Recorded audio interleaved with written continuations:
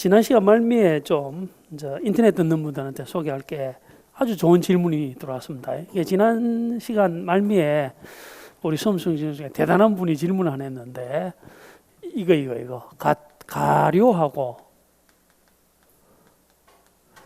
과태료하고의 차이점을 물어봤거든요. 근데 이게 이제 우리 사실 교재에 있습니다. 근데 있는데 이 가료는 법규에서는 한 번도 놓은 적이 없어서 아까 설명 안 드렸지만 질문이 들어왔기 때문에 다시 한번 말씀드리면 우리 교재 21페이지를 한번 봅니다. 21페이지. 여기 보면 아까 7번을 제가 말씀드릴 때 형법상의 형벌이 있댔죠. 형벌에는 사형과 징역도 있고 금고도 있는데 벌금도 있죠. 벌금은 아까 두 번째 줄까지만 읽었단 말입니다. 재산행 중에 가장 무거운 형벌이거든요. 근데 무겁다는 말이 금액이 크다는 거야. 적어도 벌금은 밑에 줄에 보면 벌금은 얼마 이상으로 한다? 5만 원 이상으로 하는 것이 벌금이고, 그럼 5만 원 미만도 있을 거 아니에요. 요거를 가료라고 하는 겁니다. 밑에 보면 가료는 셋째 줄에 보면 5만 원 미만이라고 되어 있죠. 아주 좋은 질문입니다. 가료와 과태료는 다른 겁니다. 과태료는 행정처분이야 일종의. 그렇지만 가료는 여전히 형벌이겠죠. 그런 식으로 분류를 해두시기 바랍니다. 좋은 질문이었습니다. 그런 질문을 많이 해주시기 바랍니다. 24페이지로 들어갑니다. 자, 지금부터 이제 본격적으로 이제 진도를 나가는데 보면 자 주택법을 합니다. 아까 주택법이 8문제 나온댔죠. 당연히 주택법은 주택에 대한 법일 거 아니에요. 이게 바로 또 우리 기초서에 있는 게 또 올해 25회 기출된 거야. 바로 주택의 용어 정리가 기출되었다니까요. 설명을 아주 상세히 제가 드렸는데 아까 우리가 했지만 주택 역시 건물의 일종이죠. 그런데 건물이라고 해서 다 주택이 될 수 있는 건 아니고 주택이 되기 위한 요건은 거기 보면 주택이 되기 위해서는 자 주택이 되기 위해서는 가로 한번 쳐봅니다. 세대부터 가로 세대의 25페이지 주택 있습니까? 용어 정리 1번 양갈로 주택에 보면 주택의 용어 정리가 보면 첫째 세대부터 가로 세대의 구성원이 장기간 독립된 주거 생활을 할 수 있는 구조로 된 건축물까지 가로닫습니다. 자, 우리 기초과정에 이런 것들은 아주 상세히 해야 됩니다. 다시 말하면 아까도 했지만 우리 주택법상의 주택 역시도 건물이죠, 건물. 예? 여러분들이 가로 지금 속에 건물이라는 게 나오잖아. 맞습니까? 건물은 건물이죠. 건축물 맞습니까? 확실히 건축물인데 건축물 모두가 주택법상의 주택이 될 수 있는 것이 아니고 주택이 되기 위해서는 세대 구성원이라고 되어 있죠. 세대 구성원이 단기간입니까? 장기간입니까? 장기간. 어느 정도 오랫동안에 독립된 주거 생활을 할 수 있는 구조로 되어 있어야 되는 거야. 여러분들 아파트 같은 경우에 보면 독립된 주거 생활을 할 수 있게 되어 있죠. 구조가. 이걸 주택이라 한다고요. 이해되십니까? 다시 합니다. 주택이라고 하는 것은 건축물의 일종인데 건축물 중에서도 세대 구성원이 장기간 뭘 할 수 있는 구조, 독립된 주거 생활을 할 수 있는 구조로 된 건물이죠. 야, 건축물이 되는 겁니다. 이걸 우리가 주택이라 해요. 근데 우리가 이제 사회생활을 할 때 주상복합 들어봤죠? 주상복합을 그림으로 그리자면 이런 것이죠. 이런 식으로. 여기에 일부는 주택이고 일부는 주택이 아닌 시설이 같이 있는 걸 주상복합이라고 했을 때 이거 혹시 주택입니까? 아니 내가 지금 질문이 뭐냐면 이런 의미의 이것도 주택법상에 주택이 들어가느냐는 뜻이지. 이것도 주택이다 아니다 주택법상에. 다시 우리가 지금 보면요, 여러분들 대다수 근무하는 곳이 여기가 만약 어느 아파트 101동이 있게 되면 이건 전부가 주택이죠. 요것만 주택이냐 이것도 주택이냐 이걸 물어본 거예요. 이것도 주택이다 아니다. 맞다 말이에요. 법에 나와 있다니까요. 그래서 건축물까지 묶었죠. 건축물의 다음에 중요합니다. 진짜 전부 또는 일부 이렇게 돼 있잖아요. 전부도 주택이지만 일부도 뭐다고요? 주택이단 말입니다. 그런 건 제가 이제 매우 중요하게 다뤘던 게 뭐냐면 부속 토지를 말하면 되지. 이게 25의 기출 문제예요. 부속 토지를 말하면 별표입니다. 이게 진짜 다운표까지 해놨네. 참고로 우리 이 기조서는 25의 시험 치기 전에 만들어진 책입니다. 이게 지금 부속 토지를 지금 다운표 해놨죠. 다운표를 해놨다든지 하는 건 옛날에는 제가 진한 걸로 해놨던데 다운표 해놨던 게 중요하다는 거예요. 기출 문제였다니까요. 25의 기출. 부속 토지도 주택이다 이런 뜻이지. 그러면 아까도 했지만 이 만약에 이제 이것도 주택이고 이것도 주택인데 이렇게 땅 위에 짓겠죠? 그러면 여기에 이제 부속 토지가 있을 거고 여기도 이제 부속 토지가 있을 텐데 여러분들 민법 시험에 민법은 우리 시험 범위에 들어갑니까? 들어가죠. 1차에 들어가잖아요. 민법이 중요합니까? 법규가 중요합니까? 둘 다 중요합니다. 우선 민법이 먼저 중요하겠지만 근데 민법은요. 민법에서 혹시 부동산 들어봤나요?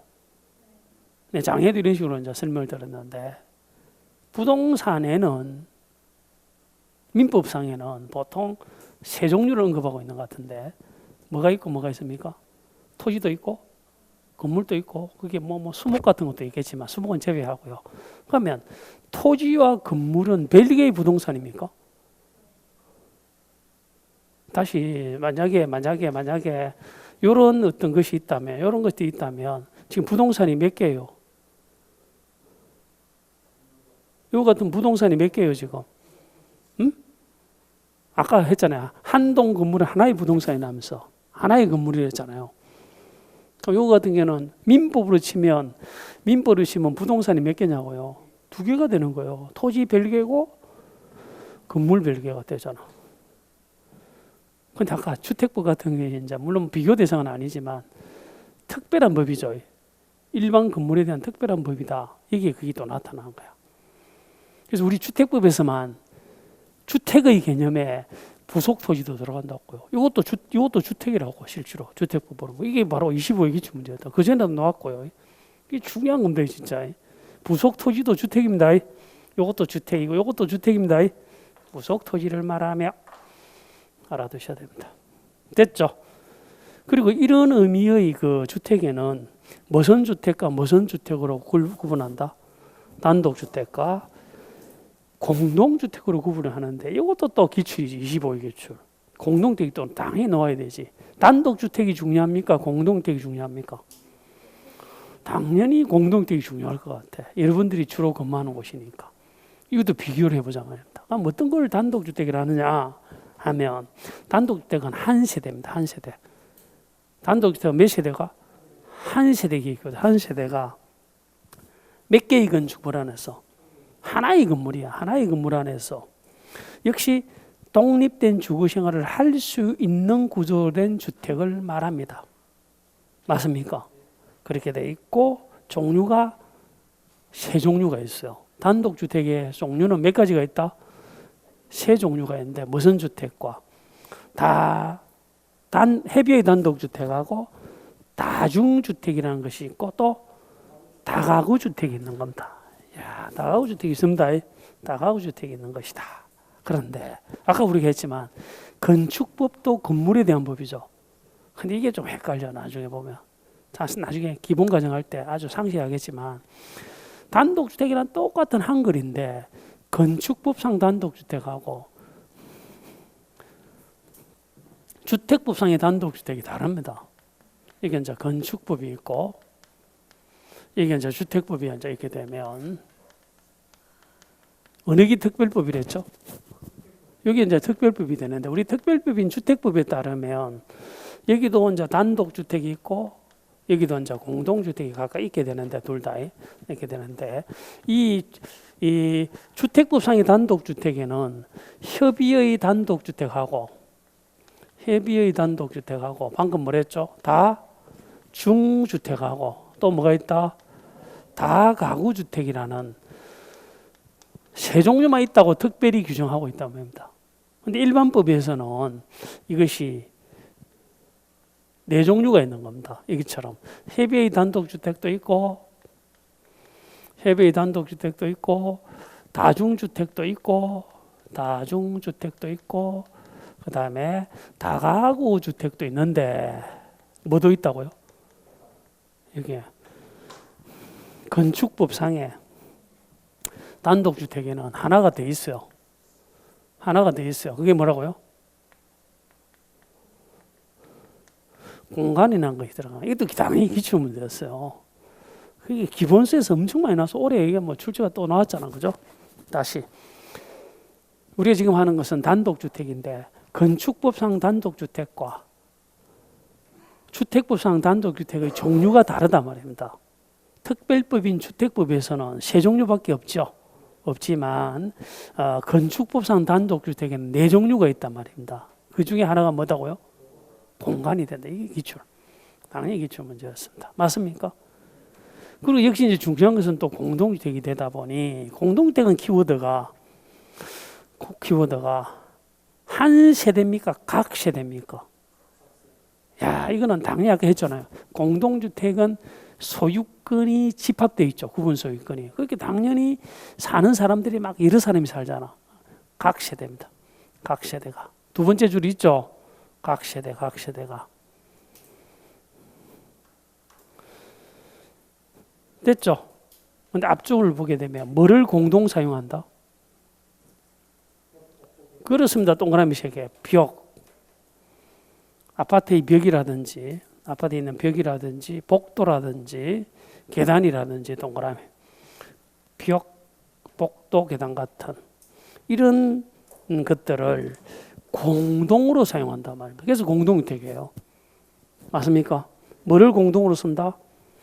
벽, 복도, 계단 같은 이런 것들을 공동으로 사용을 이제 하는 각 세대가 하나의 건축물 안에서 각각 독립된 주거 생활을 할 수 있는 구조로 된 주택이고, 이게 또 종류가 또 몇 가지가 있죠. 아연다라고 합니다. 뭐라 한다? 아연다. 그래서 이 공동주택도 세 종류가 있게 되는데, 세 종류가 있는데 첫 번째가 뭐라고요? 아파트가 있고, 그 다음에 연립주택이 있고, 또 다 가구입니까? 다 세대입니까? 다 세대주택이 있다.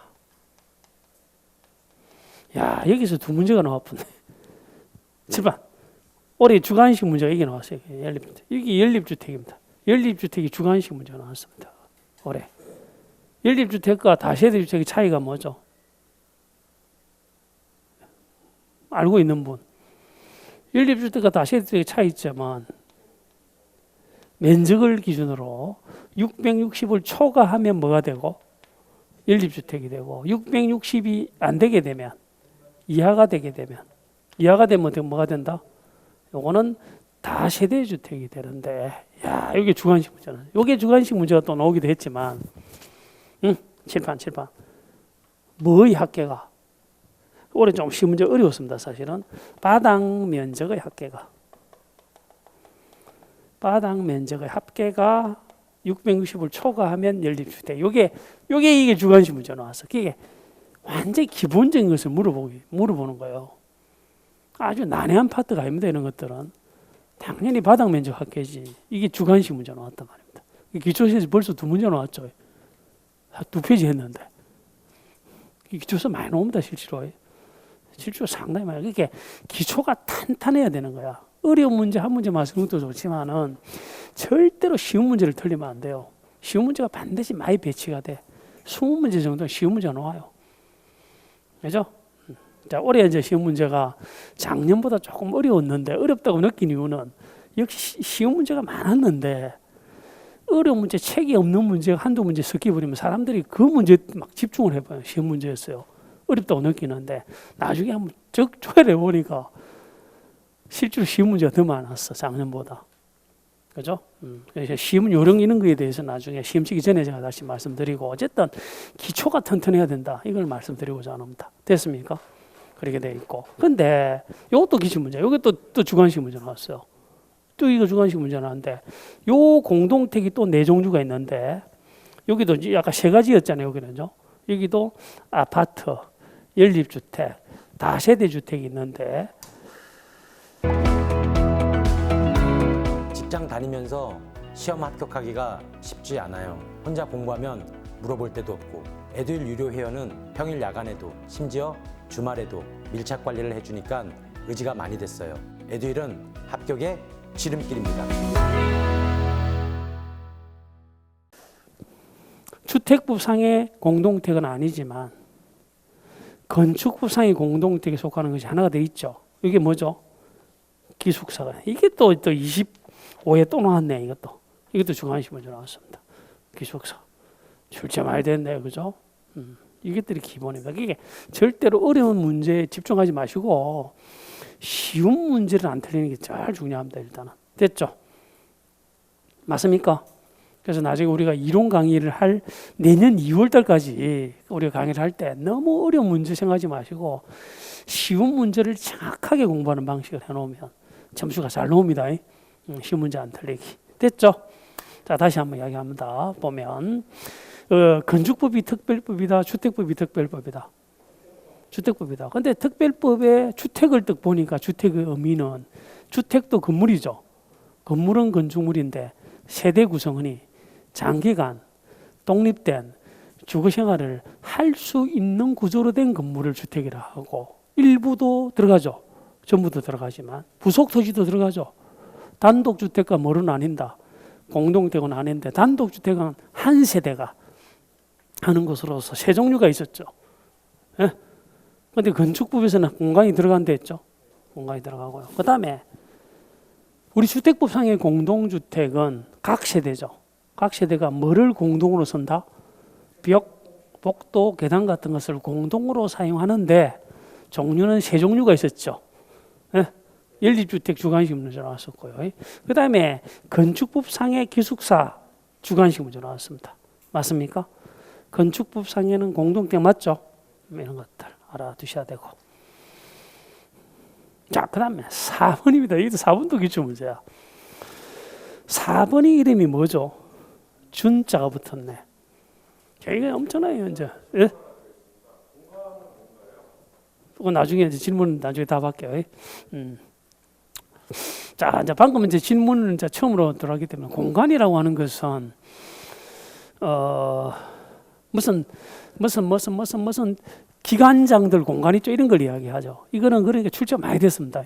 그것도 역시 건축법에서는 주택이야, 주택이지만 주택법에서는 주택이 안 속하죠. 있는 그대로 외워두셔야 됩니다. 이 공간은 나중에 상세히 설명드릴게요. 일단 공간은 건축법상은 주택이죠. 단독주택이지만 주택법상은 주택이다 아니다? 아니다. 그런 식으로 알아두셔야 됩니다. 자, 그 다음 준주택. 준주택 별표입니다. 준주택. 자, 그럼 제가 한번 질문을 해봅시다. 지금 해야 될 게 이제 준주택인데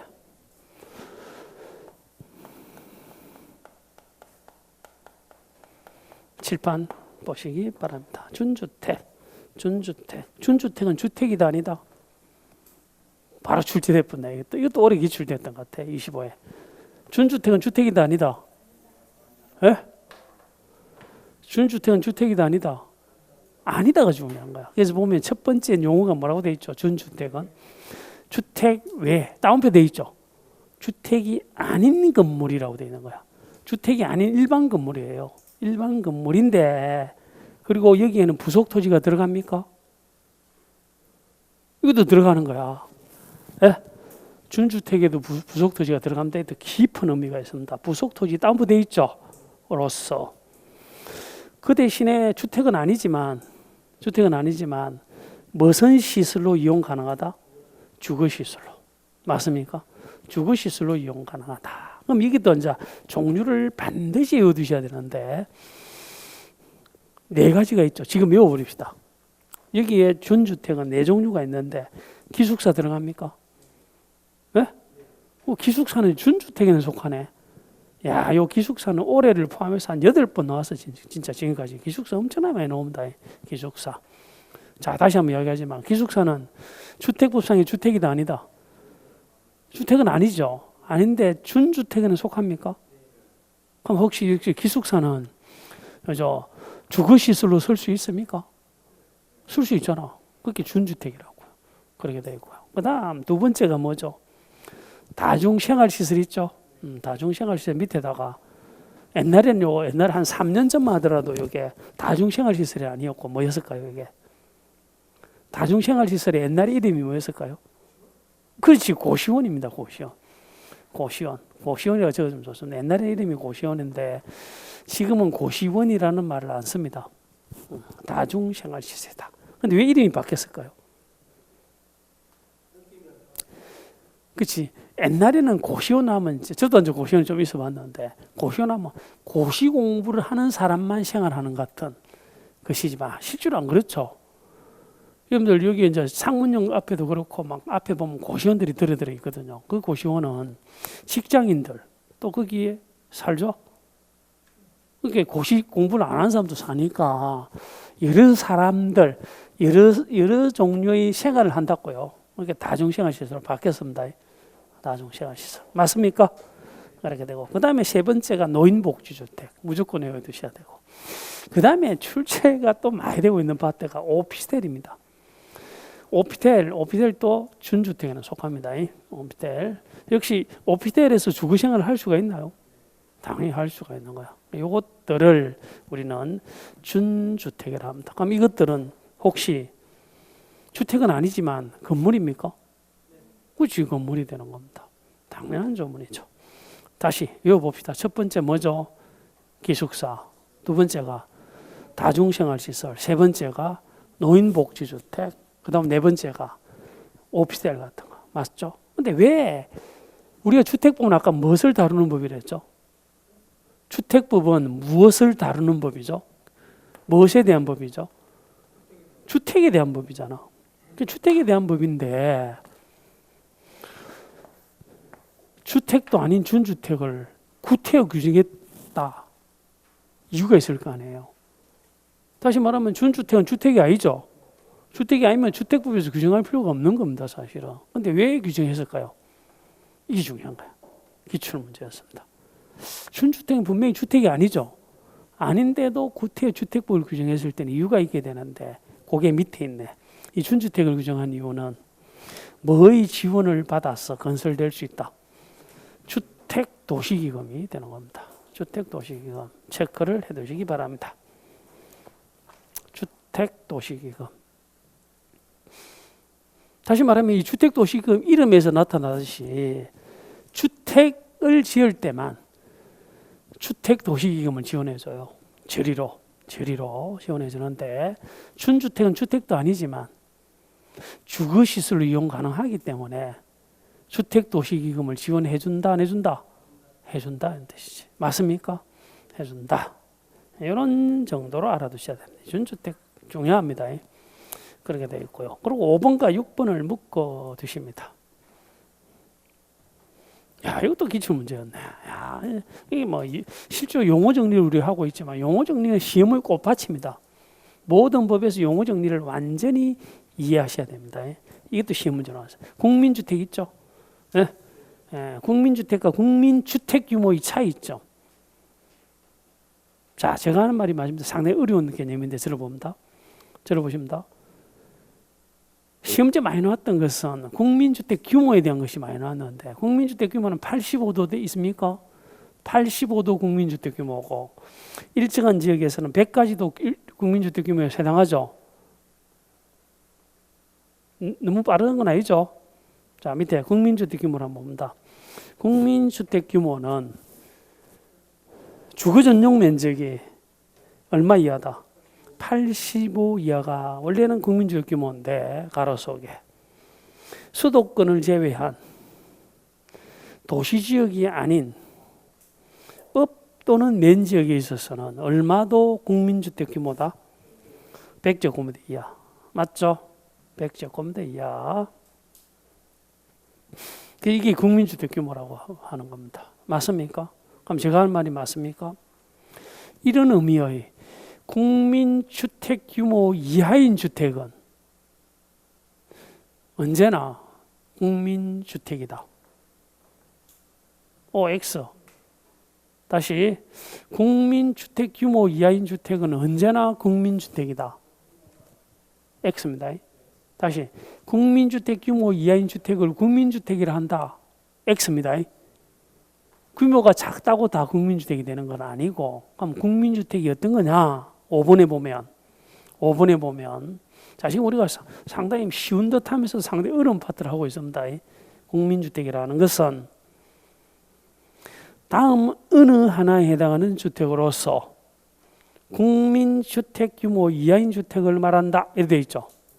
국민주택 규모가 되기 위해서는, 국민주택이 되기 위해서는 규모는 국민주택 규모 이하라고 돼야 되죠. 되는데 이하이면서도 1번 내지는 2번을 갖춰야 되는데 1번이 국가 등입니다. 1번이 보면 누가 건설한다? 국가. 우리가 지난 시간에 했죠. 국가, 지방자치단체, 한국토지특공사, 지방공사가 건설하는 주택이죠. 예? 주택이면서 규모도 어떻다고요? 국민주택 규모 이하가 되게 되면 국민주택이 됩니까? 안 됩니까? 다시 말하면 주공아파트 아시죠? 주공. 우리 이제 노원에 주공아파트 많잖아요. 주공아파트 이제 규모가 만약에 85 이하가 되면 국민주택이다 아니다? 국민주택이 되는 거지. 근데 만약에 주공인데 주공이 150제곱미터짜리를 건설할 수도 있죠. 건설할 수 있는 겁니다. 하면 그거는 국민주택이다 아니다? 아니다 이런 뜻이지. 두 개가 다 구비돼야 되는 겁니다. 그 다음 두 번째 요건, 국가지자체 재정 또는 주택도시기금으로부터 자금을 지원받아 건설 또는 개량되는 주택인데 국민주택 규모다 하게 되면 국민주택이 됩니까? 안 됩니까? 네? 국민주택이 된다는 거지. 국민주택이 정확하게 알아두셔야 됩니다. 국민주택이 되기 위해서는 두 가지가 다 구비해야 돼. 규모가 일단은 국민주택 규모 이하이면서 동시에 국가가 건설하든지 국가지자체 재정으로 하든지 또는 주택도시기금을 지원받아서 하든지 했을 때 국민주택이 되지. 그럼 국민주택이 아니면 다 뭐가 돼요? 이게 또 25의 기출문제네. 여기서 지금 출제가 세 문제 나왔네. 국민주택이 아니면 다 뭐가 된다? 국민주택이 아니면 전부 뭐가 된다? 그 다음 페이지에 있습니다. 국민주택이 아니면 다 뭐가 된다? 민영주택이 되는 거야. 이게 또 25에 또 기출됐던 것 같은데, 야, 이게 뭐 세 문제가 나왔네요. 쉬운 문제들이 많이 나왔습니다. 민영주택이 된다. 맞습니까? 다시 한번 이야기합니다. 국민주택 규모는 면적이 얼마를 말한다?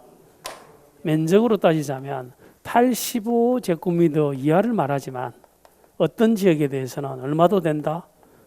100제곱미터 이하가 된다. 근데 이거는 국민주택 규모 이하를 말하고, 국민주택이 되기 위해서는 요러면서 어떻게 구태한적 분리를 하자면 국민주택이 되기 위해서는 첫 번째가 국가 등이 건설하거나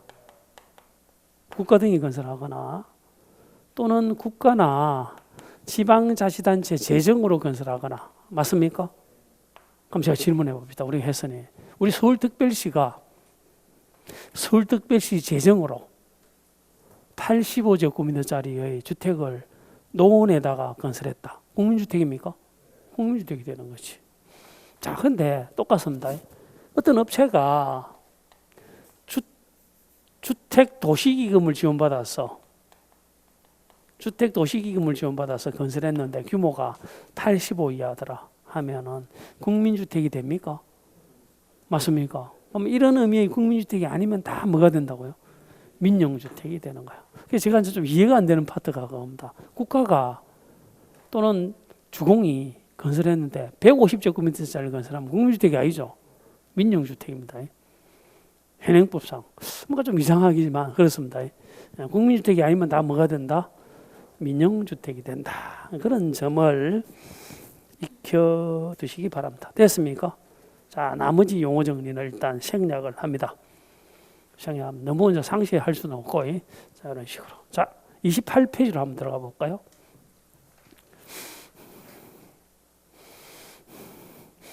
28페이지 거기 보면 도시형 생활주택이라고 되어 있습니까? 28페이지. 예. 자, 이 도시형 생활주택도 출제가 많이 되고 있는데 도시형 생활주택은요. 세대수 면에서 몇 세대 미만이다? 300세대 미만만 말합니다. 그리고 무슨 규모 이하에 해당된다? 국민주택 규모에 해당된다. 그러면서 무슨 지역에 건설돼야 된다? 도시지역. 이런 거 상세한 내용들은 나중에 할게요. 그런데 제가 지금 말씀을 드리는 이유는 도시형 생활주택은 주택입니까? 당연해요. 도시형 생활주택은 주택인데 그럼 제가 하는 말이 맞습니까? 도시형 생활주택은요. 언제나 공동주택이란 맞습니까?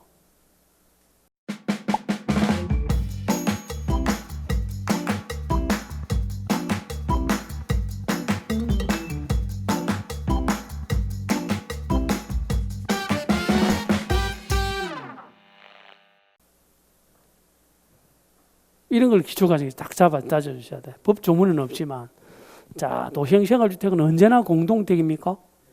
언제나 공동주택이야. 다시, 도시형 생활주택은 언제나 집합 건물입니까? 적어두시기 바랍니다. 도시형 생활주택 옆에다 오히려 적어둡니다. 옆에다가 이꼬로 도시형 생활주택은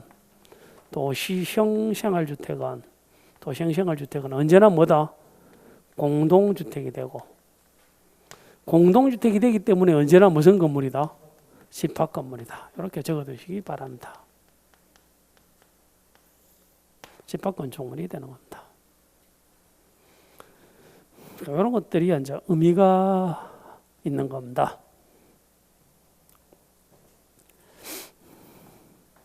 자, 그래서 이렇게 해서 이제 용어 정리를 마쳤습니다. 그럼 다시 한번 종합 정리해 봅니다. 우리가 이제 주택법으로 이제 본격적으로 들어가게 되면 주택법은 주택에 대한 법이죠. 주택 용어 정리했죠. 주택 종류는 단독주택이 있고 공동주택이 있었죠. 요거 있었죠. 있었고요. 이 푸른색 적어놓은 이거는 주택법에서는 주택이 아니야. 이 두 가지는. 또 요건 특별히 준주택에는 속하죠. 준주택은 네 종류가 있었죠. 반드시 외워두셔야 되고. 그리고 국민주택 규모와 국민주택과 민영주택을 했죠. 그런 것들. 그리고 도시형 생활주택은 역시 공동주택에 속하면서 집합건물이죠. 집합건물이기 때문에 도시형 생활주택은 언제나 아연담아 있는 거야. 아파트 아니면 열집주택 아니면 다세주택 세 종류만 있는 겁니다. 건축법으로 따지자면. 이해되십니까? 자, 그래서 상세한 것은 나중에 하도록 합니다. 됐습니까? 이렇게 해서 용어 정리가 끝났습니다. 자, 이제 7번 잘 보십니다. 딱 7번을 이제 보시게 되면, 이거 하기 전에 이걸 한번 봅시다. 이걸 안 할 수가 없죠. 그래서 방금 또 살펴봤듯이, 용어 정리에서 워낙 많이 이제 출제가 되기 때문에 올해 요걸 새로 만들었다고. 앞에 책에 붙어 있죠. 한번 요걸 한번 보시겠다. 용어 정리입니다. 이 용어 정리에서 엄청 많이 나왔어. 용어 정리는 말 그대로 우리 기초서에 있는 용어 있죠. 요걸로 이제 해놨는데 한번 봅시다. 용어 정리 보면, 야, 진짜 출제됐네. 보면 5페이지를 한번 볼까요?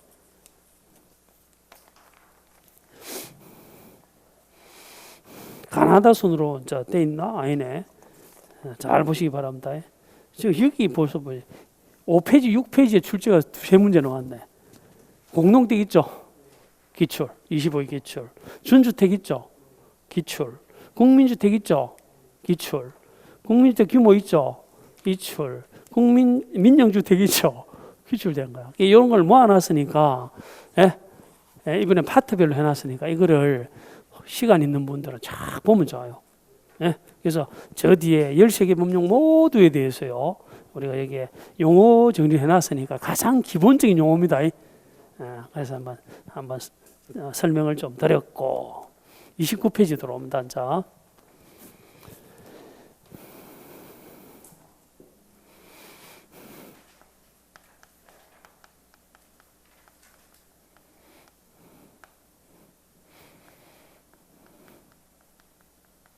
자, 이 두 개의 법 중에 어느 게 특별법이죠? 어떤 게 특별법이에요? 주택법이 특별법이에요. 자, 요거는 좀 알아두셔야 됩니다. 기초과정에서 사실 이런 게 중요해요. 질판을 봅니다. 책이 없습니다. 자, 책이 없는데. 자, 우리가 여기서 건축법에서 용어 정리 중에 나중에 건축으로 보다 보면 건축주라는 사람이 나와요. 건축주. 그래서 우리가 제가 설명을 할 때는 제가 갑이라는 말을 많이 쓰는데 건축주 아시죠? 어떤 사람이 건축을 하고 싶어 해요. 농원에다가. 하려면 그냥 못해요. 건축을 하기 위해서는 원칙이 뭘 받아야 돼요? 원칙이. 뭘 받아야 건축이 되는 거예요? 건축을 할 수 있는 겁니다. 허가입니다. 허가를 받아야 건축을 할 수가 있는 겁니다. 건축 허가지. 뭔가 건축주가 건축을 하기 위해서는 뭘 받는 게 원칙이다? 허가를 받는 게 원칙이다. 이게 원칙적인 허가, 건축 허가 많이 나왔죠. 원칙만 이야기합니다. 그럼 허가 받게 되면 갑은 뭘 해야 될 것 같아요? 허가를 받았으니까 뭐 해야 돼요? 허가를 많이 받았다면 그 다음 절차가 뭘 것 같아요? 절차를 지금 하고자 합니다. 뭘 받아야 돼요? 뭘 해야 돼요? 허가를 받았어요. 자기가 원하는 건물 3층 건물을 농원에다가 짓겠다 하게 되면 시행? 그걸 뭐라고 하냐고 이제 용어를 지금 정리하려고 하는 거야. 제가 지금 참 답변을 잘했습니다. 여기 자꾸 답변을 했을 때 정리가 되는 거예요. 우리가 이제 이야기할 때는 건축을 하면 되는데 이렇게 하지 마시고 허가를 딱 받게 되면 해야 될 게 이걸 해야 돼. 뭘 해야 된다고요? 착공신고. 공사를 시작하는 걸 착공이라 하죠. 그런데 착공은 반드시 신고를 해야 돼. 착공신고를 해야 됩니다. 신고는 아직 수리가 되기도 하지만 어쨌든 뭘 해야 된다? 착공신고를 해서 그게 수리가 됐어. 그럼 착공이 이제 효력이 있거든요. 공사를 했습니다. 그럼 언젠가는 완공이 되겠죠. 완공이 되면 뭘 또 받아야 되거든. 예? 우리가 이제 보통 사회에서는 준공하지만 법에서는 준공이 아닙니다. 이게 다 주관식 문제 나왔어요. 사용 승인입니다. 뭘 받는다? 사용 승인을 받는다. 이런 식으로 쫙 나아가는 거예요. 일반 건축법에서는 이 건물은 마찬가지입니다. 이 건물은 주택이 아니죠. 건축법에 따라 지어졌는데 분명히 이 건물을 허가받았어. 그러니까 착공신고 언젠가 했었고 완공이 됐기 때문에 지금은 뭘 받고 쓰고 있죠? 사용 승인을 받고 쓰고 있는 거야. 반드시 알아야 돼. 이게 이제 일반 건축법 상의 건축 절차예요. 건축물의 건축 절차는 이건데 잘 보셔야 됩니다. 건축법의 건축 이건데 아까 주택법은 특별법이라 했죠. 예? 그래서 건축물 용도 29개 모든 건물에 대해서는 이런 규정을 적용합니다. 근데 특별히 단독주택하고 공동주택이라는 주택을 건축할 때는 특별히 규정을 하고 있는 거예요. 특별히 규정을 하고 있는데 중요합니다. 요거에 상하는 사람이 누구죠? 여기는 아까 건축주로 했잖아요. 요거에 상하는 사람은 뭐라고 해요?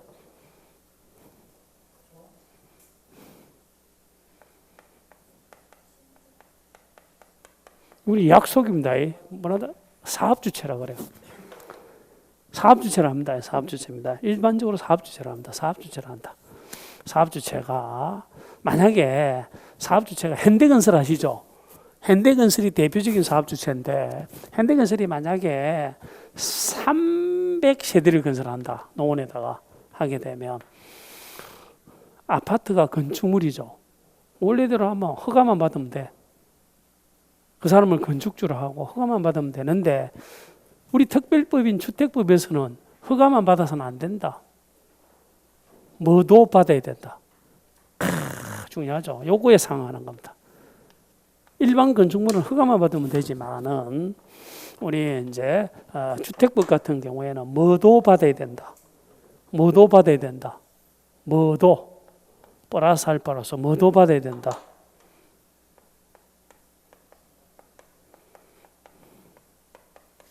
이게 이제 우리가 사업계획 승인을 합니다. 뭐라 한다? 사업계획 승인을 받는다. 이렇게 되는 거예요. 이런 식으로 간다. 이게 좀 차이점이에요. 천천히 합니다. 나중에 이제 우리는 이제 나중에 기초 강의, 이제 기본 강의 막 이렇게 들어갈 때는 제가 표를 가지고 할 겁니다. 지금 우리가 기초 강의라서 이제 이 정도 합니다. 요거까지 이해되시죠, 지금? 그렇다면 법이라는 것은 명쾌해야 되거든요. 그래서 그 명쾌한 법이 어떻게 되어 있냐면 이렇게 되어 있다고요. 뭐라고 되어 있냐면 30호, 30세대 이상일 때는 이렇게 되어 있다고요. 주택이라 하더라도 주택을 몇 호, 몇 세대 이상 30호, 30세대 이상이라고 되어 있다고. 예를 들면 아파트를 30세대를 건설한다 할 때 뭘 받는다고요? 사업객세를 받는다고. 자, 저를 잘 보셔야 됩니다. 저걸 하지 마시고, 그러면 이처럼 거꾸로 사업객 승인을 받아서 주택을 30호, 30세대 건설한 사람을 뭐라 한다고요? 사업주자. 이게 특별법이야, 특별법. 이게 중요한 겁니다. 그럼 그 말을 거꾸로 하게 되면 만약에 주택이라 하더라도 10세대를 건설할 수 있죠. 그럼 사업객 승인 받습니까? 안 받습니까? 안 받는 거야. 그럼 그 사람은 사업주체가 아닌 거지. 뭐라고 해요? 건축주. 그게 매우 매우 진짜 중요합니다. 다시 말하면 똑같은 주택을 건설하는데 어떤 경우에는 건축주에 불과한 사람도 있지만 어떤 경우는 사업주체까지 되는 경우도 있다. 몇 세대? 원칙이 30호, 30세대. 이게 주관식 문제 나왔습니다. 몇 호 몇 세대? 30호, 30. 이게 키워드가 되는 거야. 다시 일반 건물은 뭘 받으면 되는데 허가를 받으면 되는데 특히 주택을 30호, 30세대 이상 할 때 뭐도 받아야 되고 사업객 승인도 받아야 되고 이 사업객 승인을 받아서 주택을 건설하는 사람만 뭐가 된다고요? 사업주체가 되는 거야. 주택을 건설했다고 항상 사업주체가 되는 건 아니고 건축주가 되는 경우도 있는 거지. 뭐로 기준으로 따진다? 세대수 기준 주로. 공동택만 갖고 합시다. 30세대 넘어버리면 이상이 되면 사업주체가 되는 거 원칙적으로. 30세대가 안 되면 뭐가 된다고요? 건축주가 되어서 허가만 받으면 되는 거야. 그러니까 하살표가 항상 일로 가는 것이지 여기서 일로 가지는 않습니다. 이게 무슨 말이냐면 이렇게 해서 사업객 승인을 받아서 건설했을 때도 똑같이 일정 기간 이내 착공 신고를 해야 됩니다. 이것도 무슨 신고를 해야 된다고요? 착공 신고를 한다고요. 착공 신고를 하고 완공이 됐을 때 받는 게 뭐죠? 이게 또 이름이 다르다고요. 이것도 준공이라 안 합니다. 사용 뭐라 한다? 검사라 하는 거야. 이것들은 약속이기 때문에 있는 그대로 외워두셔야 돼. 왜 이런 표현을 씁니까? 라고 물으면 안 돼. 입법자들이 법마다 용어를 달리하고 있다는 거야. 이해되십니까? 이런 게 엄청 의미가 있는 겁니다. 자, 다시 한번 이야기합니다. 건축법이 특별법이다. 주택법이 특별법이다. 주택법이다. 그럼 주택법이 좀 특별히 뭐라고 규정하고 있냐면 주택은 사람이 거주하는 시설이죠. 그게 규제를 많이 하겠다는 거야. 근데 규제를 많이 하는 모습 중에 하나가 특히 30호, 30세대 이상의 건설을 한다 할 때는 허가만 받아서는 안 되고 뭐도 받아야 된다. 사업객 승인까지 받으라고. 그럼 사업객 승인 받는 게 힘들까요? 건축허가 받는 게 힘들까? 그 사업객 승인 힘들게 하는 거야. 힘들게 규제를 강화하는 겁니다. 그리고 사업객 승인을 받아서 이제 착공껏 했고 완공이 됐을 때 받는 절차를 뭐라 한다? 사용 검사를 한다. 이런 뜻이지. 이걸 알아두셔야 됩니다. 그래서 그 조문을 하고 조금 쉬었다 할 겁니다. 그게 보면 29페이지 3번 양갈로 뺄표 주관식 문제가 나왔습니다. 뭐라고 돼 있죠? 제목이 사업객 승인 대상이라고 돼 있죠. 사업객 승인은 항상 받는 건 아니고 단독주택은 30호 이상이 되고 공동주택은 몇 세대 이상이다? 원칙만 착 알아두십니다. 30세대 이상일 때 사업객 승인을 받는 겁니다. 맞습니까? 그렇게 되어 있고요. 그리고 이제 밑에 보면 착공 시기가 있죠. 밑에 4번에 이것도 살짝 외워두십니다. 착공과 관련돼서는 1. 사업주체는 원칙적으로 사업객 승인을 떡 받게 되면 몇 년 이내 착공을 해라? 5년. 5년 이내 하도록 되어 있습니다. 5년 이내, 5년 길죠? 맞습니까? 5년 이내 하도록 되어 있다. 그래 되어 있고요. 그 다음 31페이지로 들어갑니다. 31페이지 들어갔죠? 31페이지 보면 밑에서 셋째 줄이 사용검사라고 넷째 줄이 사용검사라고 되어 있죠. 사용검사 건자 이거는 지금 알 필요가 없고 맞습니까? 그래서 이런 식으로 절차를 했습니다. 절차했는데 올해도 시험 문제가 또 나왔듯이 주택조합에 대해서는 진짜 중요하다. 주택조합은. 다음 시간은 워낙 중요하기 때문에 30페이지 주택조합을 좀 합니다. 주택조합은 다음 시간 할게요.